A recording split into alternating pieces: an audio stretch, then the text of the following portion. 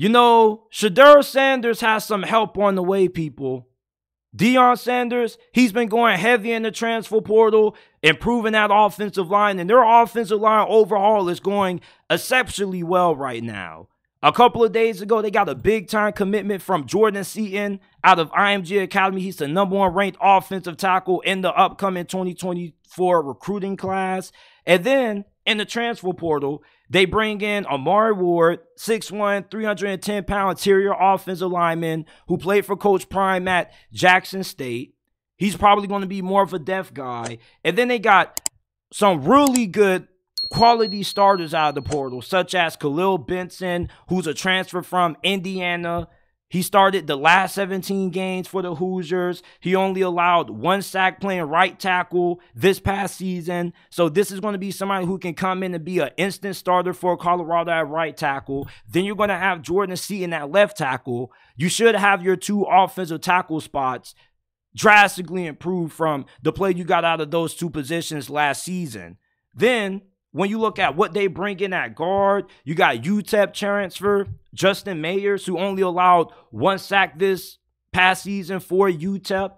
This is somebody who is a phenomenal pass blocker. He had a 84-point-something pass blocking grade according to Pro Football Focus. He's also really good in the run game. And he also played left guard. He can play right guard. So you got a really versatile offensive lineman that can play any spot on the interior offensive line. You got Yakari Walker, who transferred from UConn. He was the 16th best interior offensive lineman. According to On3, he started in all 12 games for the Huskies this past season. Only gave up 1 sack. You got Houston transfer Tyler Johnson, who is a former 4-star recruit.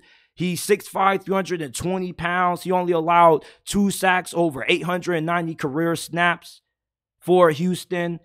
And he played left guard this year. So your offensive guard spots should be drastically improved this season. Your offensive tackle spots should be majorly improved this season. They also going to probably bring in some more transfers on that offensive line as well. So they're probably going to bring in 2 more guys. But pretty much you have starters when it comes to Tyler Johnson and Yakari Walker at your 2 offensive guard spots.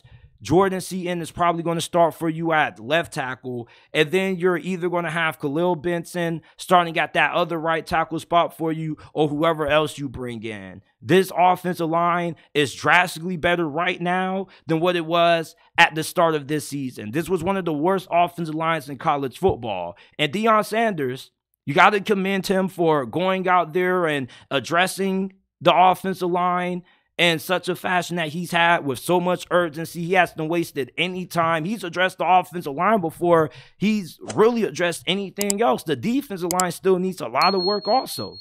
But the #1 priority for Colorado in 2024, if they want to be able to have more success than what they did in 2023, is making sure that you get Shedeur time to throw the football. I said this last year before the year started, and I still stand by this statement. There's not a single game that Colorado doesn't have a chance to win as long as they can protect Shedeur Sanders. Shedeur Sanders is my pick to win the Heisman next year this early.